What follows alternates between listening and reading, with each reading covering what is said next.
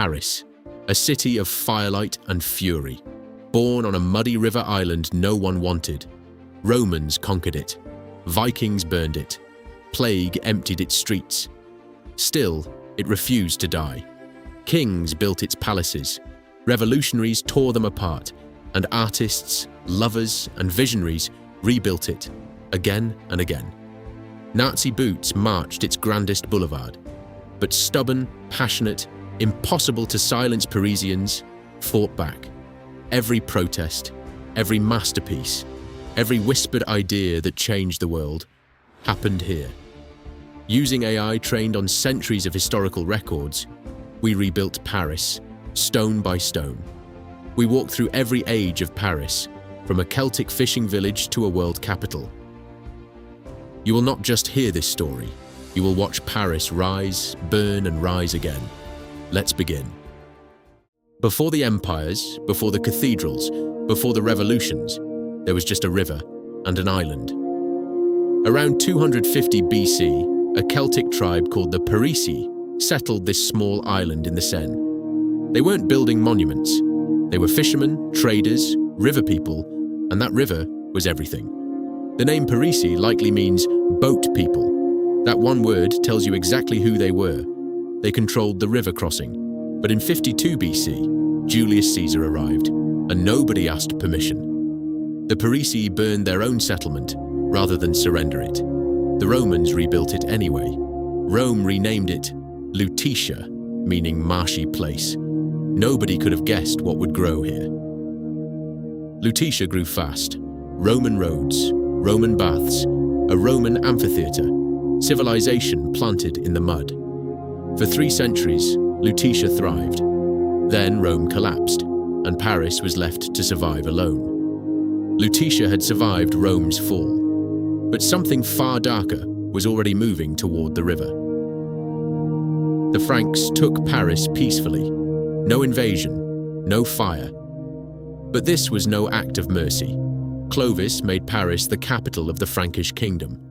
A Celtic river island now ruled an empire. For centuries, Paris grew slowly, a city of churches, monasteries, and muddy medieval streets. Then in 845 AD, something appeared on the Seine that the city had never prepared for.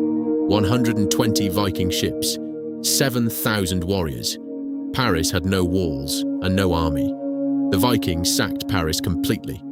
Then the Frankish king paid them to leave, and they came back. Paris paid.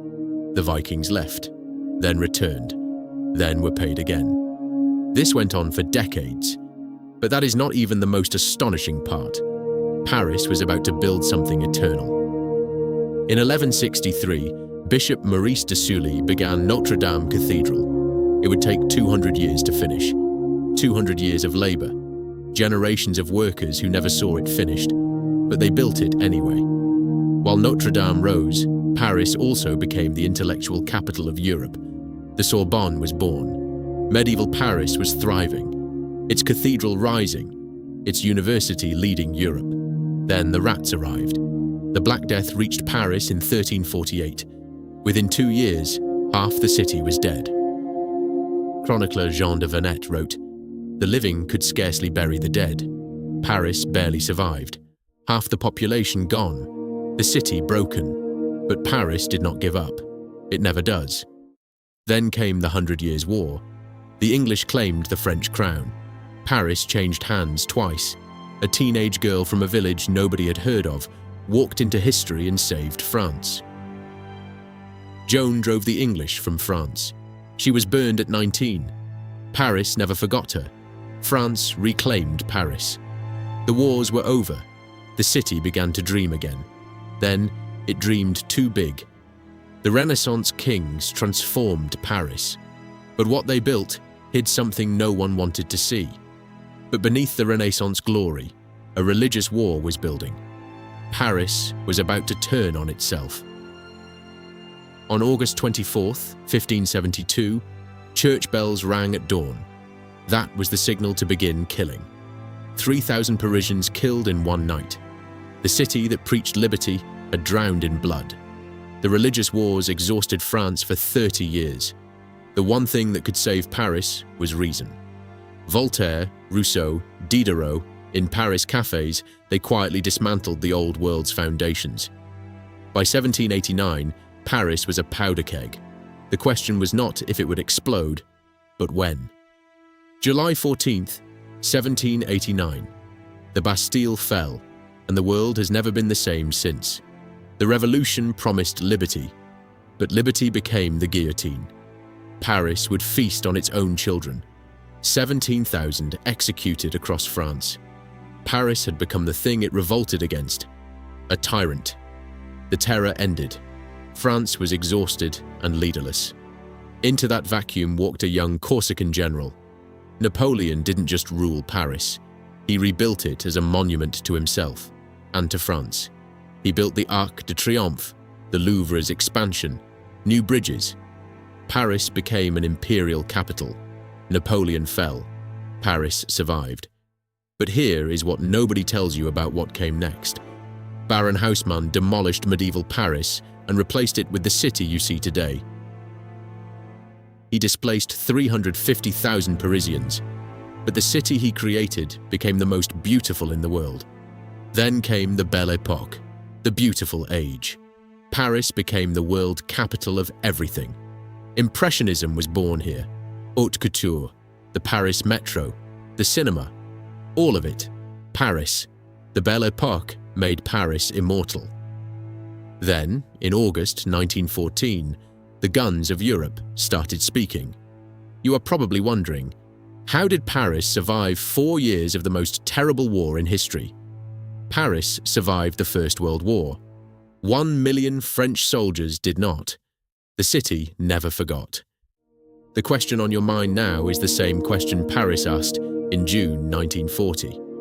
What now? Paris had survived everything history had thrown at it, but 4 years of Nazi occupation was something new. For 4 years, Nazi soldiers patrolled Paris. The city endured, but it did not break. Underground, the resistance built its networks. In cellars and back rooms, Paris fought back quietly. Hitler ordered Paris burned rather than liberated. His own general refused the order. Paris survived. August 25th, 1944. The liberation of Paris. The city exploded with 4 years of held breath. General de Gaulle walked down this boulevard hours later. He said Paris had liberated itself. Paris was free, damaged but unbroken. The city that had survived everything had survived again. Historians call this the Paris paradox. Every force that tried to define Paris only made it more itself. Romans conquered it. Vikings burned it. Plague emptied it. Nazis marched it. And Paris is still here. It began as a muddy island no one wanted. Today, it is the city everyone remembers. Every street in Paris holds a story. Every stone remembers something the history books forgot. The Seine has flowed through Paris for longer than Paris has existed. It always will. In 2019, Notre Dame burned. The world watched, and Paris rebuilt her. Again. The spire fell at 7:53 p.m. Paris wept as one, but restoration began the very next morning. Notre Dame reopened in December 2024. Paris had done what Paris always does. It refused to stay broken. Once you understand what Paris survived, you understand why the world has always looked here for hope. From a Celtic fishing village to the city that gave the world liberty, art, and reason. The Eiffel Tower was meant to be temporary. Paris kept it. That tells you everything about Paris. Today, 50 million people visit Paris every year, more than any other city on Earth. The Paris paradox. The more history tried to erase it, the more permanent Paris became. It began as a muddy island no one wanted. Today, it is the city everyone remembers. Paris is not just a city. It is proof that a civilization can refuse to die. Romans, Franks, Vikings, English, Nazis. Every conqueror came. Not one of them stayed. The city that invented modern liberty also invented the restaurant, the department store, and the boulevard. Paris taught the world that beauty and civilization are not luxuries. They are necessities. 2,000 years ago, a fisherman pulled his net from this river. Paris was his answer to everything. Every whispered idea that changed the world happened here. Every revolution, every masterpiece, every last stand. Paris did not become great by accident. It became great by refusing every alternative. We came to tell you the history of Paris. But here is what we actually found. Paris is not the story of a city. It is the story of what humans can refuse to give up. Subscribe, hit like, and tell us, which great city should we explore next? See you in the past.